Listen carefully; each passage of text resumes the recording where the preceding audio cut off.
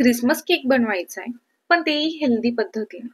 चला तर मग बिना मैद्याचा, बिना साखरेपासून, गव्हाच्या पिठापासून क्रिसमस केक बनवूया, जो लहानांपासून मोठ्यांपर्यंत सर्व आवडीने खातील. सर्वात अगोदर आपण साहित्य बघून घेऊया.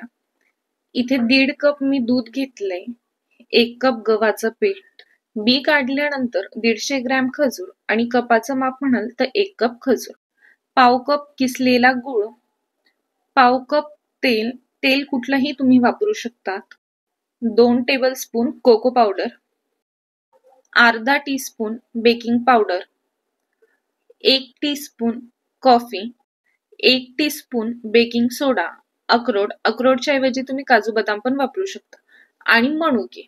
सर्व साहित्य आपण बघितलं.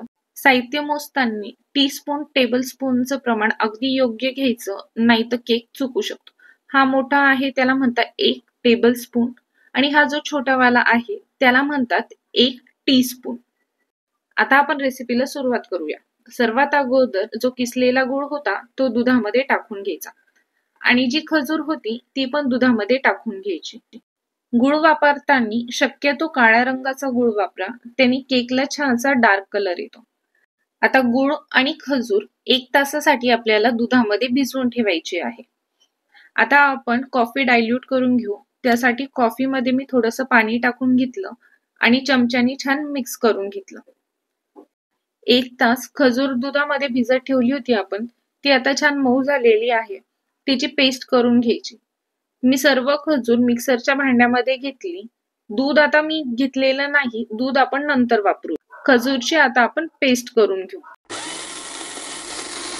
खजूरची पेस्ट बनवून झाली. आता आपण केकसाठी बॅटर तयार करून घेऊ. त्यासाठी एका चाळणीमध्ये गव्हाचं पीठ घेतलं आणि कोको पावडर टाकून घेतलं आणि सर्व आपल्याला चाळून घ्यायचं आहे, जेणेकरून गव्हाच्या पिठाचा जो कोंडा असेल तो आपल्याला अगोदर काढून घ्यायचा. आता बेकिंग पावडर आणि बेकिंग सोडा आपल्याला टाकून घ्यायचा आहे. त्यासोबतच तेल टाकून घ्यायचं. तेल तुम्ही कुठलंही वापरू शकता, फक्त तिळाचं तेल आणि मोहरीचं तेल नको. आता जी खजूरची पेस्ट आपण बनवून घेतली होती ती पेस्ट आपण टाकून घेऊ. खजूरची पेस्ट एकदम बारीक आपल्याला करून घ्यायची आहे. आता ज्या दुधामध्ये आपण खजूर आणि गूळ भिजत ठेवला होता ते दूध पण आपल्याला टाकून घ्यायचं आहे. आता जी कॉफी आपण डायल्यूट करून घेतली होती ती कॉफी पण टाकून घ्यायची. आता सर्व जिन्नस आपल्याला व्यवस्थित एकत्र करून घ्यायचे आहे आणि केक बनवण्यासाठी स्मूथ असं बॅटर तयार करून घ्यायचं आहे. बॅटर बनवताना त्यामध्ये गाठी नको राहायला, स्मूथ असं बॅटर पाहिजे. या कन्सिस्टन्सीचं आपल्याला केकसाठी बॅटर बनवून घ्यायचं आहे. आता आपलं केकसाठी बॅटर बनवून तयार आहे. केक बनवण्यासाठी मी एक केक टीन घेतला, त्याला बटर पेपर लावलं आणि बटर पेपरला वरतून तेल लावून घेतलं. आता जे बॅटर होतं ते मी सर्व केक टीन मध्ये काढून घेतलं. जर तुमच्याकडं बटर पेपर नसेल तर केक टीनला तूप लावून घ्यायचं आणि वरतून मैदा सर्व बाजूंनी लावून घ्यायचा, जेणेकरून केक आपला खाली चिटकत नाही. सर्व बॅटर मी केक टीन मध्ये काढून घेतलं. स्पॅच्युलानी आपल्याला सर्व बॅटर एकसारखं पसरून घ्यायचं आहे. आता केक टीन आपण असा टॅप करून घेऊ, जेणेकरून त्यामध्ये जर हवा असेल तर ती निघून जाईल. केकचं बॅटर एकसारखं पसरल्या गेलं, त्यातली हवा पण काढून घेतली आपण. आता जे अक्रोड घेतले होते आपण ते अक्रोड आपण टाकून घेऊ. तुम्ही अक्रोडच्या ऐवजी काजू बदामही वापरू शकता. आता जे मनुकेही होते ते मनुकेही आपण टाकून घेतले. केक बेक होण्यासाठी आपलं केकचं बॅटर छान बनवून तयार आहे. आता आपण ओव्हन न वापरता केक बनवणार आहोत, तर एका पातेल्यामध्ये मी मीठ टाकून घेतलं आणि 15 मिनिटांसाठी ते प्रीहीट करून घेतलं.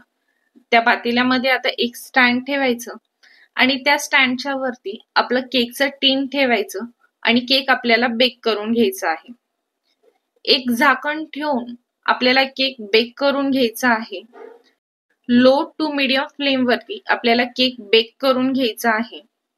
मला केक बेक करण्यासाठी 1 तासाचा वेळ लागला. हे टाइम कमी जास्त होऊ शकतं. आता 1 तासानंतर मी झाकण काढून घेतलं. आता आपण चेक करून घेऊ आपला केक बेक झालाय का. त्यासाठी मी एक सुरी टाकली आणि आपली सुरी तुम्ही बघू शकता एकदम क्लीन निघाली, म्हणजे आपला केक व्यवस्थित बेक झाला आहे. केक थंड होण्यासाठी मी साईडला ठेवला. त्यावरती एक झाकण ठेवायचं, जेणेकरून आपला केक असा कोरडा होणार नाही, छान असा मॉइस्ट राहील. आता केक आपला थंड झालेला आहे, तो आपण काढून घेऊयात. केक काढून घेतलेला आहे आणि तुम्ही बघू शकता आपलं केक टीन एकदम क्लीन होतं. आता आपण जो बटर पेपर लावला होता, तो बटर पेपर आपण काढून घ्यायचा. आपला हेल्दी असा मैदा न वापरता, साखर न वापरता, गव्हाच्या पिठापासनं आणि खजूरपासनं बनवलेला केक बनवून तयार आहे. अशाच छान छान आणि हेल्दी रेसिपी बघण्यासाठी पियूस मम्माला नक्की लाईक, शेअर आणि सबस्क्राईब करा.